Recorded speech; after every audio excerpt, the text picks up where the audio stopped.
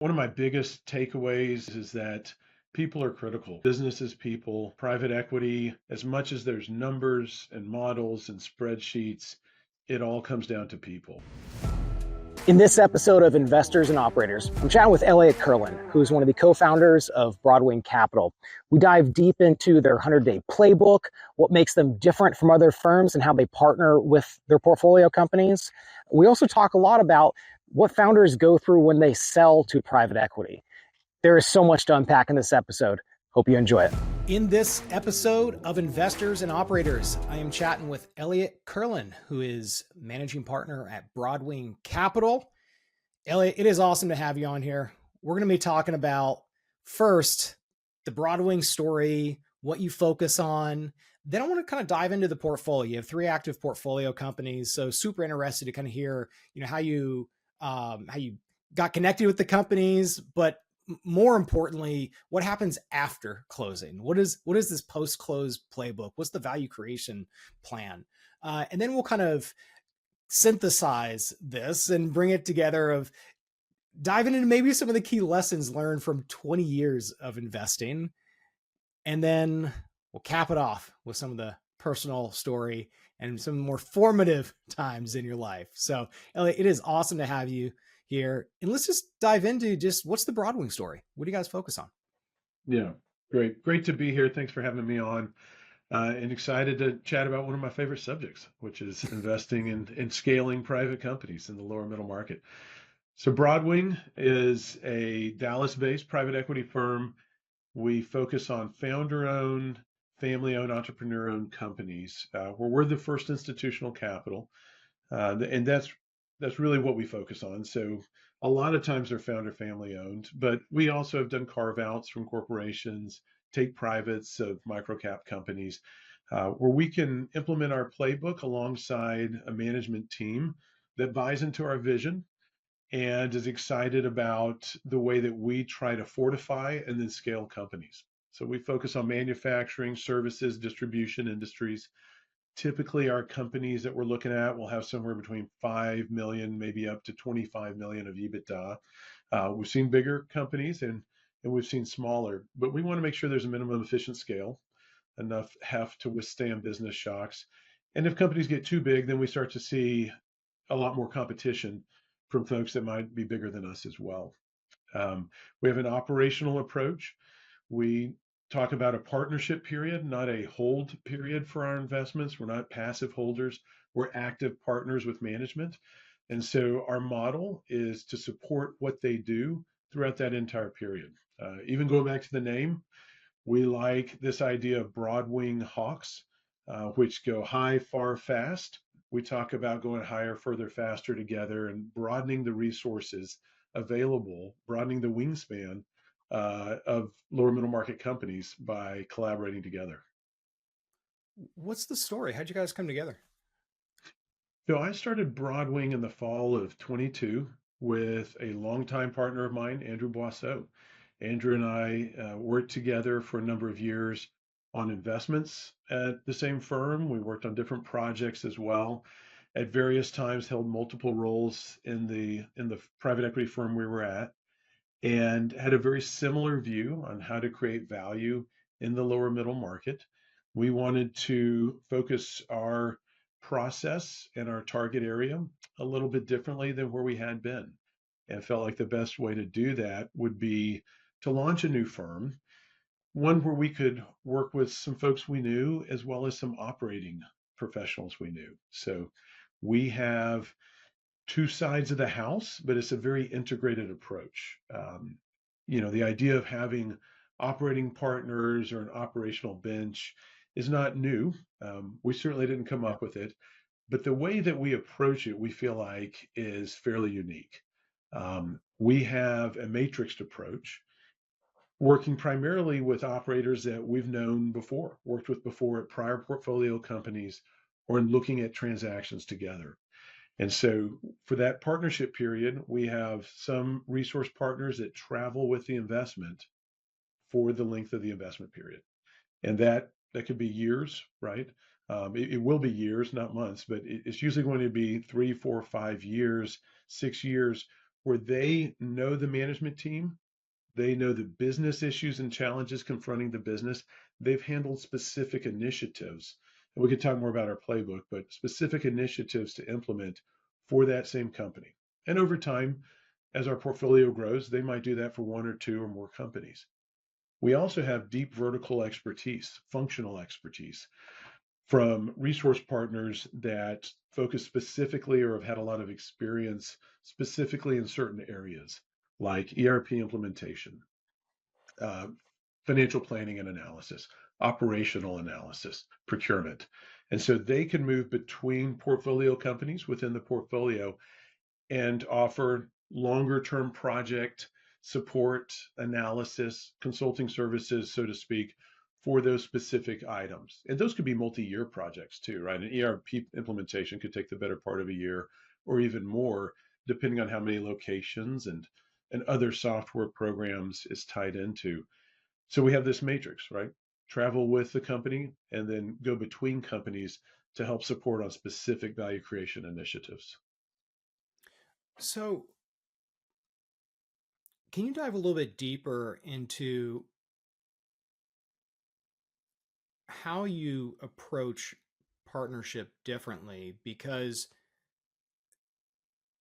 founders and owners are getting hit up by so many different private equity firms that you could just change the name and it's the exact same thing. But when you dive into like how you might approach partnership differently, like what does that mean to you and to the firm on kind of how you grow businesses and how you partner with them? Because founders are hit up by so many different firms and they don't know really how to differentiate them. So like how do you approach it? And also what do you think are some of the key questions that owners and founders need to be asking themselves when trying to decide who to partner with? Yeah, great questions. And it's a reality we live in, right? We're constantly thinking about what makes us different and how do we communicate that? We know we're special. How do we let the world know that we're special, right? Um, so we approach sourcing, maybe this is the first place we start.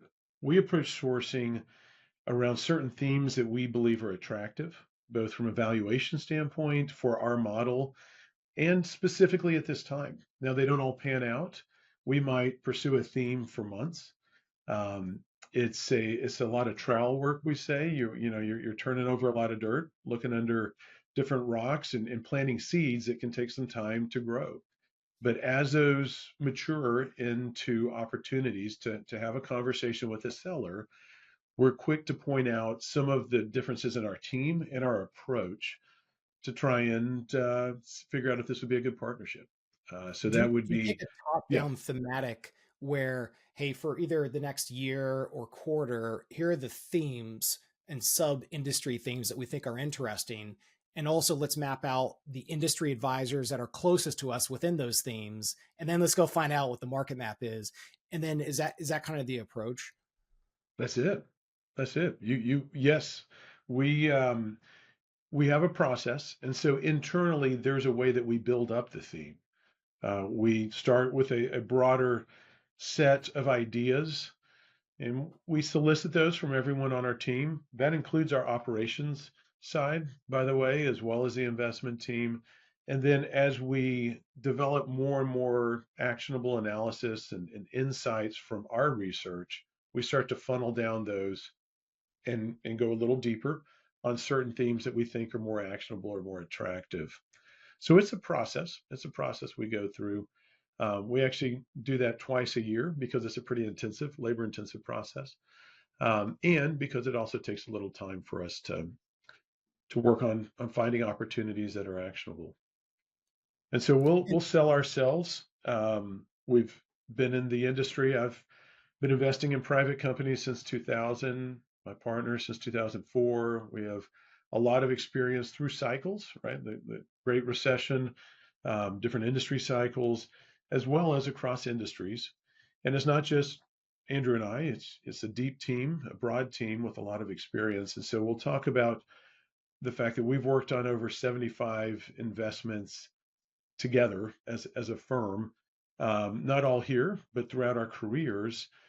in these types of situations, these markets and industries, these company profiles, these types of ownership situations and transitions. Um, we'll talk about the capital we've deployed. And so that's kind of on the team side. And then we'll also talk about the knowledge we have of their industry. And that comes from spending a lot of time in specific sectors where we have a theme. And so we hopefully look like a credible buyer who isn't just trying to buy any company at a good price or any company that's available. We're specifically interested in this specific sector, and that comes through when we talk to sellers and when we talk about what we're trying to do, why we're excited about the sector, what the future could look like, our vision for a platform in that space. And as we get to know their company, we can discern is that applicable to their company? And if so, here's what we could do together. In your discussions with all these different founders, what do you think are the biggest hesitations that founders have in either generally selling, number two, deciding who to sell to, and then maybe number three, what life looks like after selling? Yeah, each of those, right? You could write a chapter on because I think all of those are important. I think there's always a tension between what a seller envisions the future will look like and what they want out of the transaction. Because it's difficult to imagine a future that doesn't include them to the extent they're an active, operator or manager of the business. But even if they're not, they still have had considerable say, even with a team they trust, about strategic direction, often tactical implementation and supplier and customer relationships, spending, right? They've been very, very involved. And so notionally, they may understand that if we do a controlled transaction, a lot of those decision making responsibilities are going to shift to my partner. Still might have input into them, but part of the reason I'm exiting or part of the reason I'm selling a stake is so I don't have to make all those decisions by myself.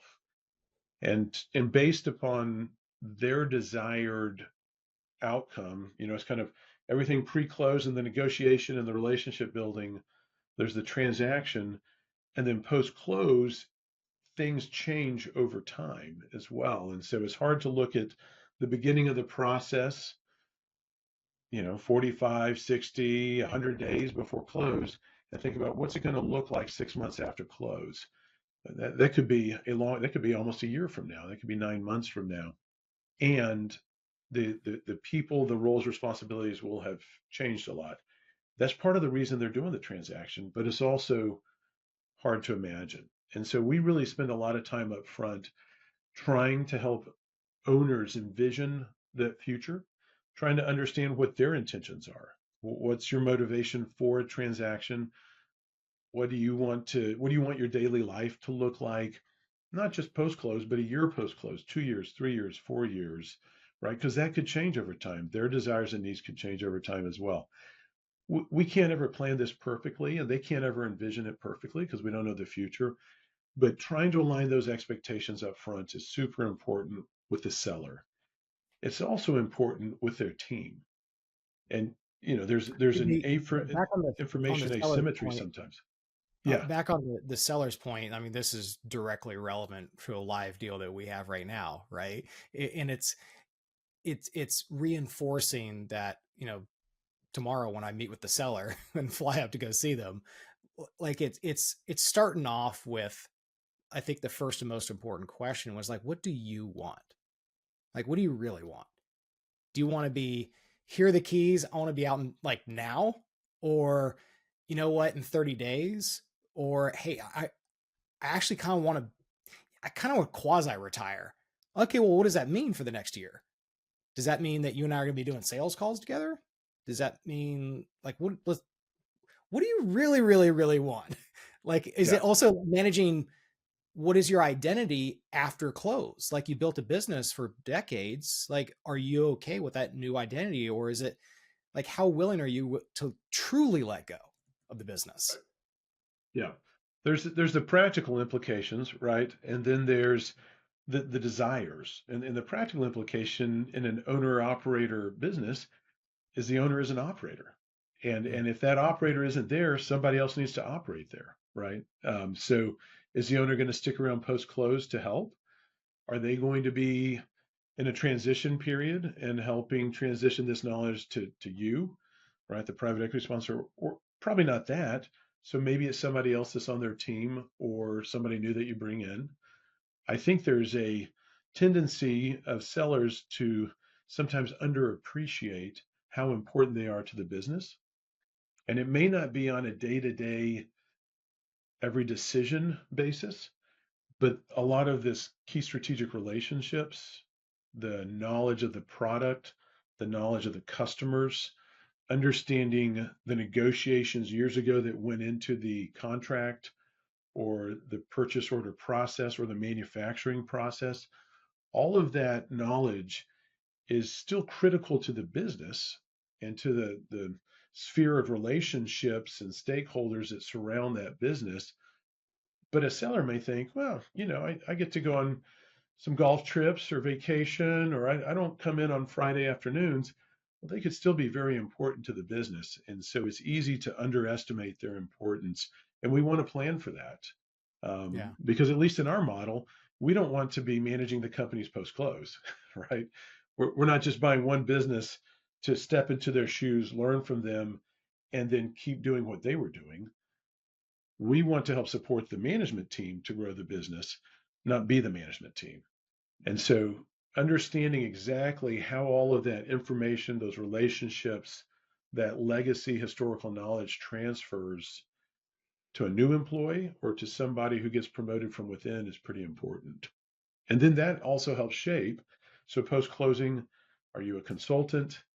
Do you continue with the same title? Do we shift to something else? Or as you point out, some sellers, if I don't own it, if I'm not in control, I don't want to have anything to do with it. I want to drop the keys and walk away. And that presents other issues to plan for. Not to say that's a bad way to go. We've done that before as well, but you anticipate that transition differently and you work with their team on that transition differently as well. Investors and Operators is the podcast of 51 Labs, a full-service digital marketing agency that focuses on private equity firms, the portfolio companies, and others in the M&A market. We handle everything from branding to video to websites, LinkedIn content, and everywhere in between. We've done over 150 projects since 2019, and usually we do a lot of work with emerging managers, so funds 1 through 3, independent sponsors, but also funded private equity firms. Reach out, happy to help out. What this kind of goes into now like the post-close playbook. What does the first 100 days, 120 days, whatever you guys do, like what is the general structure of the post-close playbook? And then we can maybe, double click on a couple of issues. Yeah. We have a process we call Fortify the Foundation, where we're looking to establish a consistent set of management best practices across any company. And not every best practice will apply to every company, but a lot of them do. And as we tick through the list, we've tried to identify what those items will be during diligence. We can't know everything because sometimes it requires also working with more of their team than we've been able to meet. But our resource partners and our investment team help management through that process after closing. And it's everything from treasury function, cyber and risk management, authority and governance, any HR modifications we need to make upfront. And we also start laying the groundwork for other value creation initiatives in the future. So we have a list of, I don't know, probably well over 100 things that over time we're going to go through. Now we say this is our 120-day plan. The reality is sometimes it takes longer than that. But for most of the critical items, and of course they're prioritized, we want to at least socialize that with management work through our priority sets, and then know what we need to work on for the rest of the time. That type of foundation setting ensures that we're going to get the data that we need. Management's going to get the data and the numbers that they need.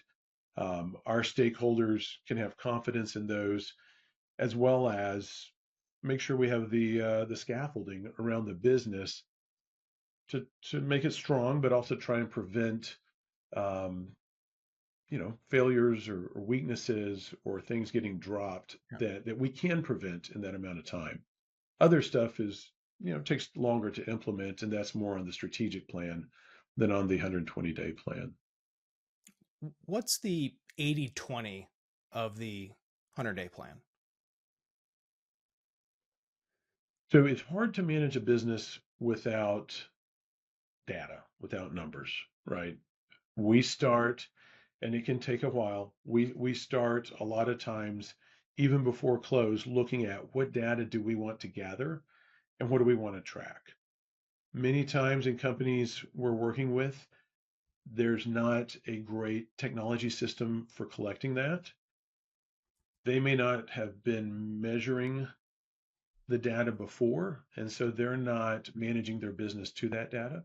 So collectively, we want to come up with what are the right performance indicators that tell us how we're doing. Are we on track or not? Let's figure out how we measure those. Who helps generate that data?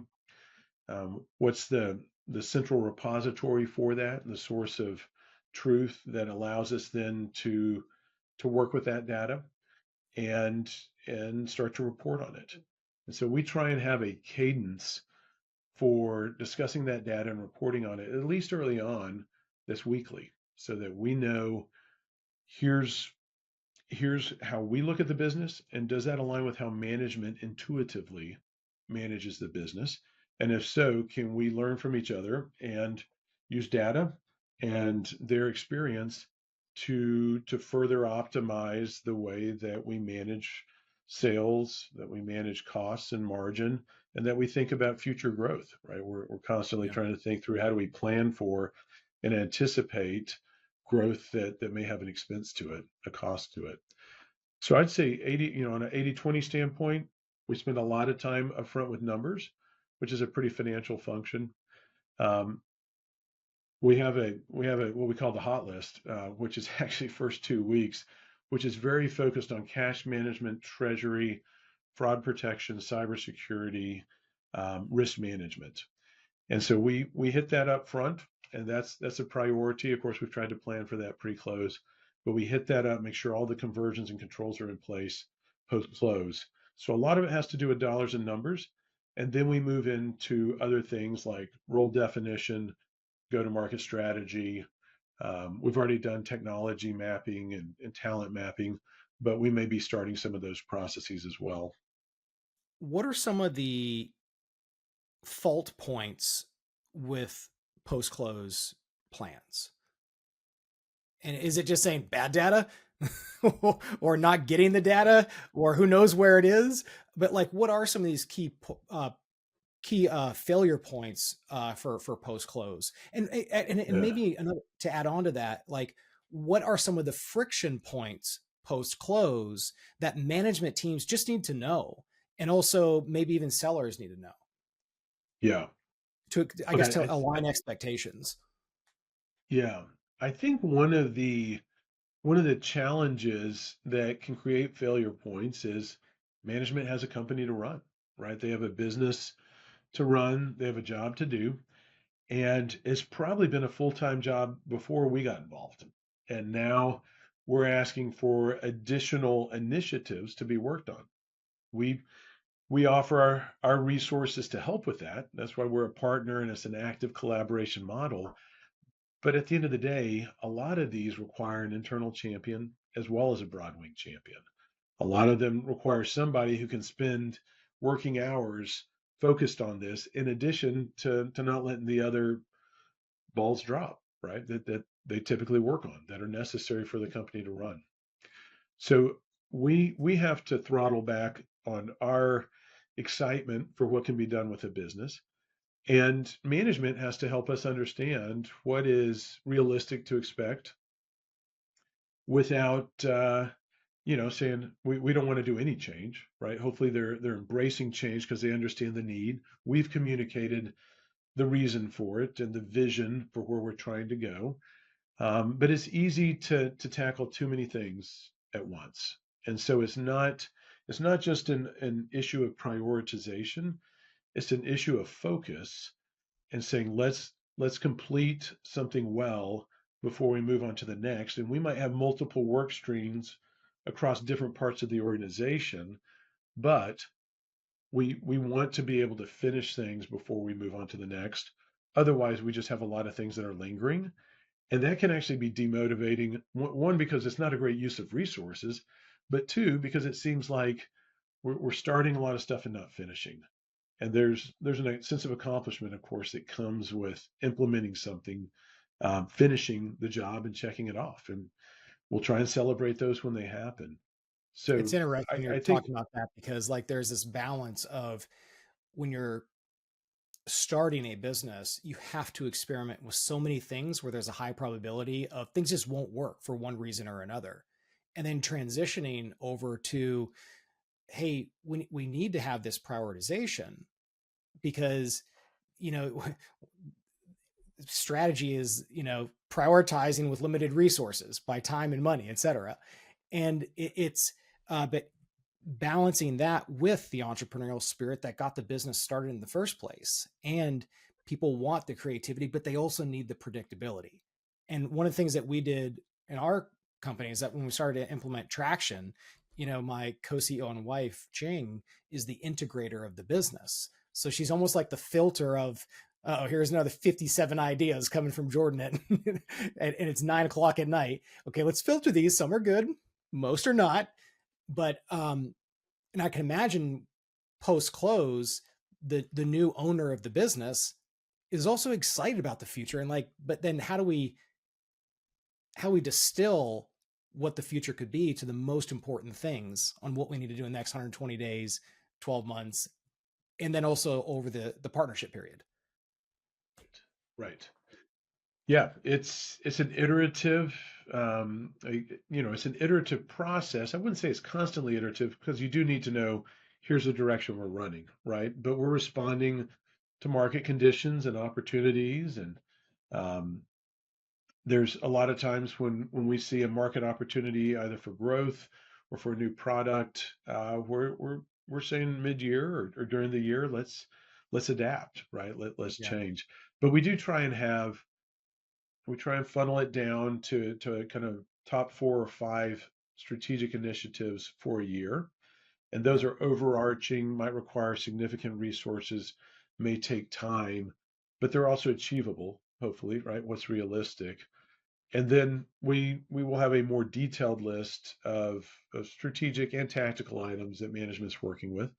And a lot of times they're bringing those to the table, right? We're not the only Yeah. ones with good ideas. Why'd you partner with Andrew? Great How are you guys question. similar? How are you different? We're similar enough and different enough where we're very complementary. We need to be on the investment side of things, and I think the way that we build culture, that we hire, and we work with people, I think our approach is fairly similar, which is helpful when we're in a meeting, and if we have a new partner or a seller maybe we don't know very well in the room. I know what Andrew's typically going to say, and I think he probably knows what I'm going to say, right? We've partnered long enough together for the last 17 years where I can finish those sentences and he can finish mine. But on the other hand, the way he approaches value creation, the way he thinks through deal structuring and even investment opportunities and sourcing is very complementary. And so I think that's a key to a great partnership is we don't have two right arms that are strong. We've got a left and a right, and it provides balance. If I get excited, he can throttle me back. If he's thinking about something differently, we're a good counterpoint. And we have a long history of shared experiences to reference, shared relationships and experiences to reference.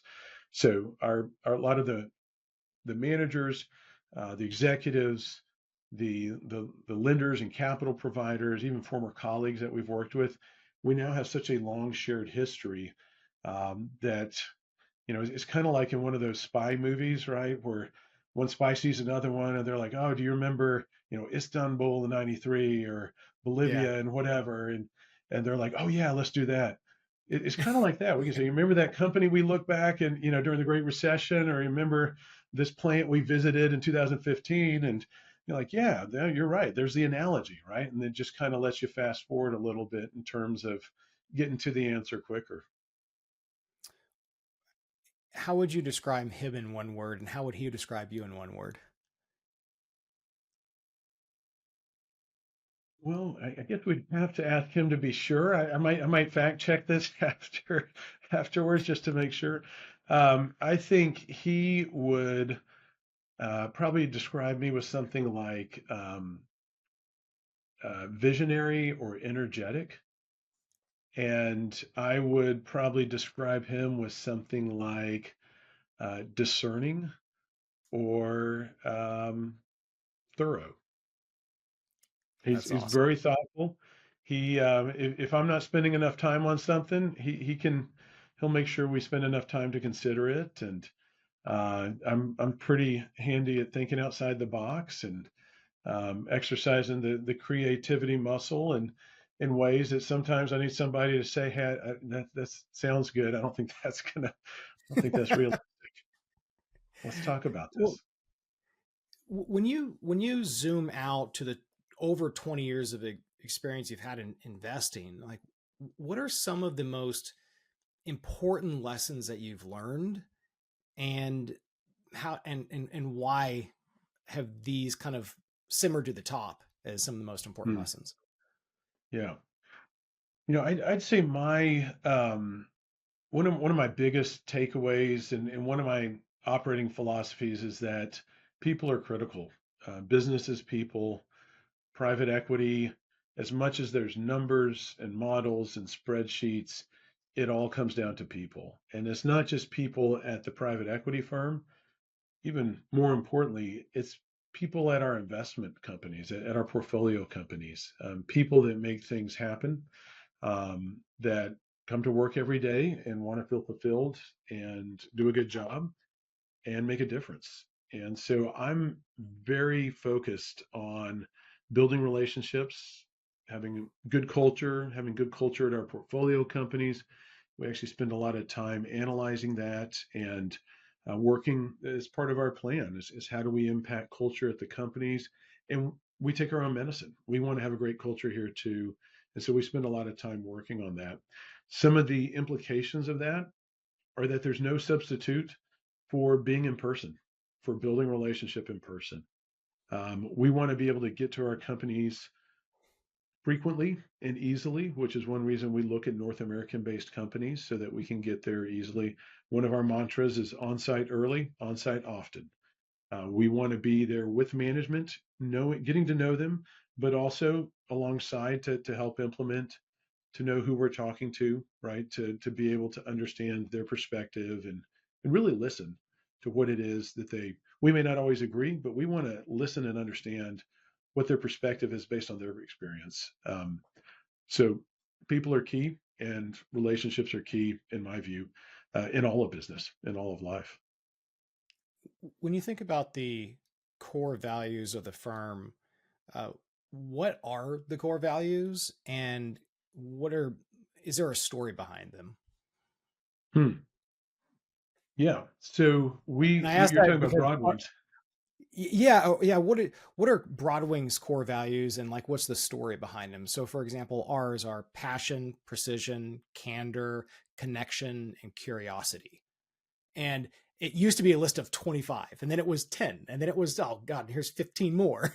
And it evolved, but it Right. finally, like, this is actually ours, and there's a story behind each one of them. But curious to hear, how what your guys core values are, and kind of how you came to them. Yeah, sure. No, it's a great question, and it was important enough to us up front where we spent a lot of time working on those, even before we had a name, even as we were thinking through what our future looks like. We wanted to be able to line around core values. And that provided for some robust discussion, right? Because there's a lot of great attributes out there, and you don't want to have a dozen, right? You want to boil it down to something digestible. But it's also something that's important enough to us where we include it at the firm. We include it in our own materials, right? Our own pitch deck. We end with our core values, and we actually have the picture of the team on top of the core values because I like to talk about standing on our values. Those are important to us. Some of these you would probably expect: integrity. Um, that's a cornerstone.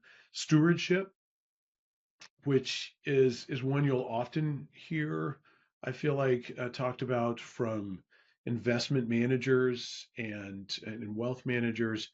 But I view this again through a people lens. It's not just about stewarding our investors' capital and presenting a very high return on their capital. It's about stewarding the companies that are in our portfolio that we're entrusted with, and helping steward the careers of our own employees.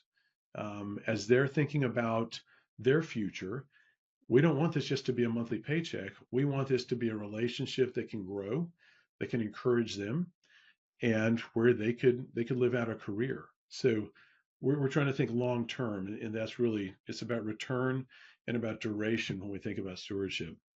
We have five. So integrity, stewardship, tenacity.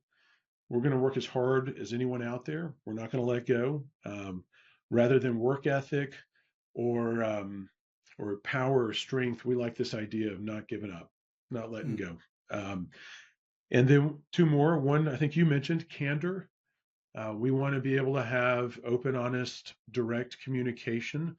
Um, and we value that internally. We value that with our portfolio companies and executives as well.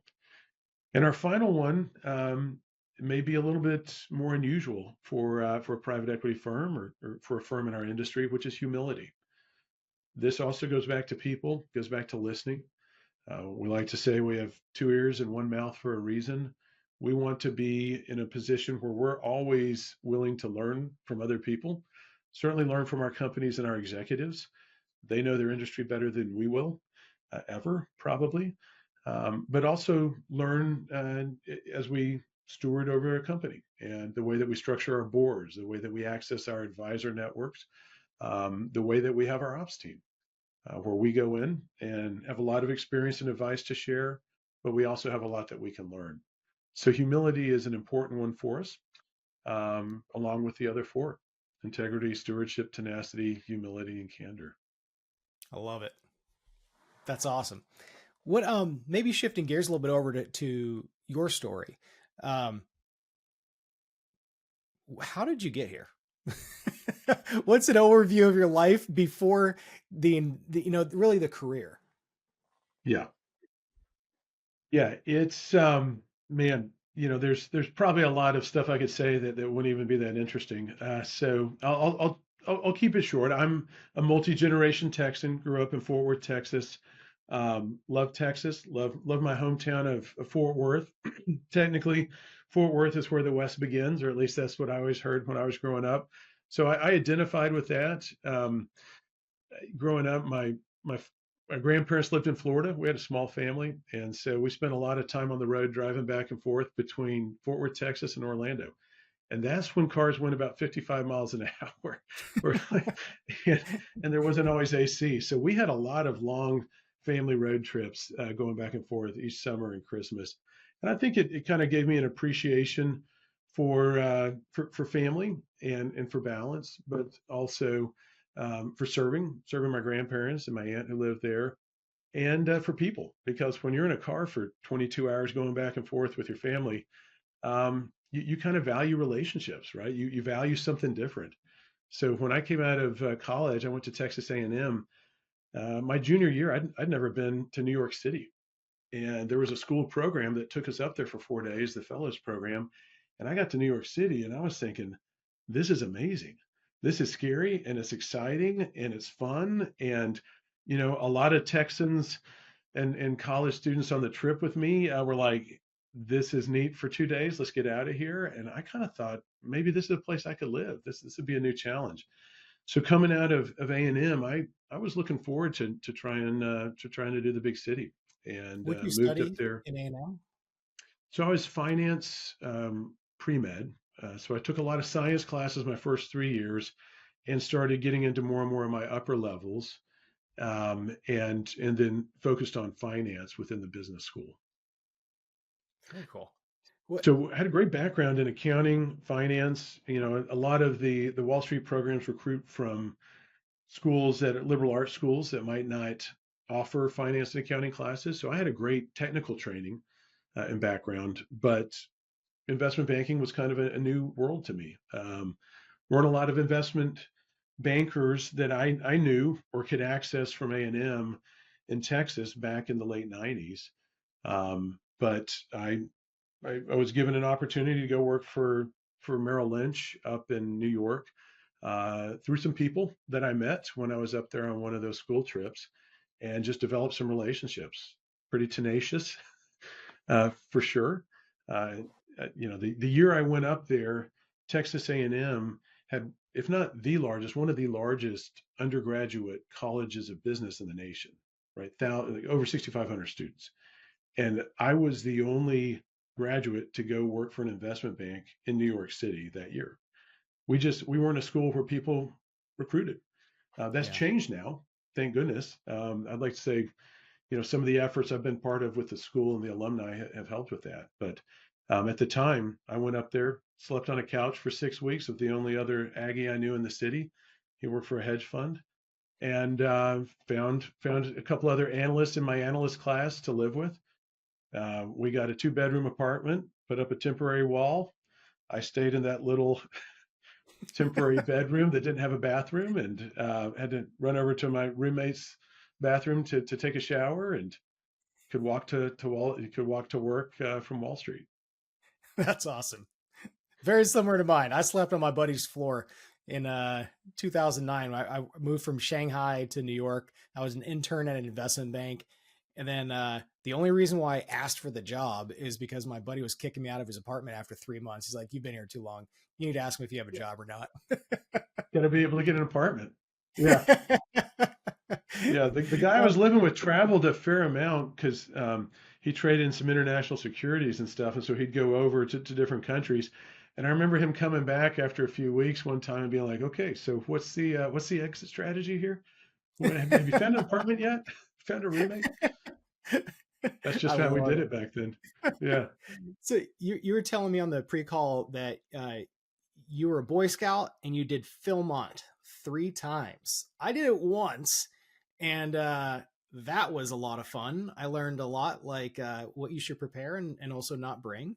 And I remember one of the guys, he's like, "You don't need this many underwear." He literally took out half the underwear. He's like, "Inside Yeah. out." I was like, "Oh man, this is gonna be a long, long hike." What Yeah. did I, why what did you get out of it going 3 times? Why'd you go back?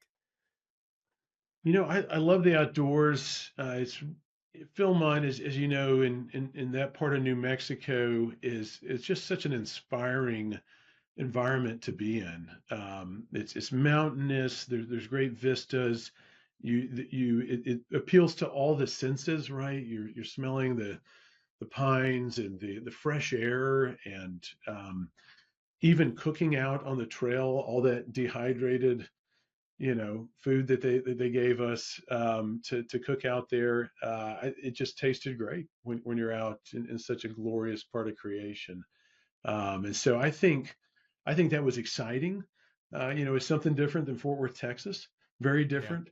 Um, and I did it with buddies that I knew.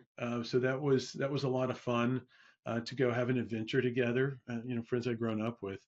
I actually went back recently, last few years, with my sons when they did Philmont. So I've added 2 more as an adult as well. Oh, cool. Um, but Scouts really opened a lot of doors for me. I remember doing merit badges to learn about different professions. It's when I first picked up the golf club for the golf merit badge. I'm not sure how they gave me the golf merit badge. If you've seen me play golf, you'll wonder too. I guess the bar was pretty low back then, and learned how to scuba dive. Went to sea base a couple times with that. Yep. Went up to a jamboree in Washington D.C. and toured D.C. So it was really an eye-opening opportunity for me to learn a lot, learn some leadership opportunities, and have some adventures. There we go. All right. The last question is, if you could only teach one piece of music to your kids, what would it be? Wow. That, Jordan, is one question I haven't heard before. Does it matter what instrument it's on? However you want to take it. One song to my kids. I feel the patriot in me feels like it should be something like the Star Spangled Banner or America the Beautiful. But assuming we can move away from that or religious music, which is also important to me, um, I would say something we could play together. And there's a wonderful double violin concerto by Bach, which is great counterpoint and great call and response. Right, there's themes that show up in different registers on the violin, and I remember playing that as a student with multiple of my teachers and my mom when she accompanied me. So I think that would be a lot of fun.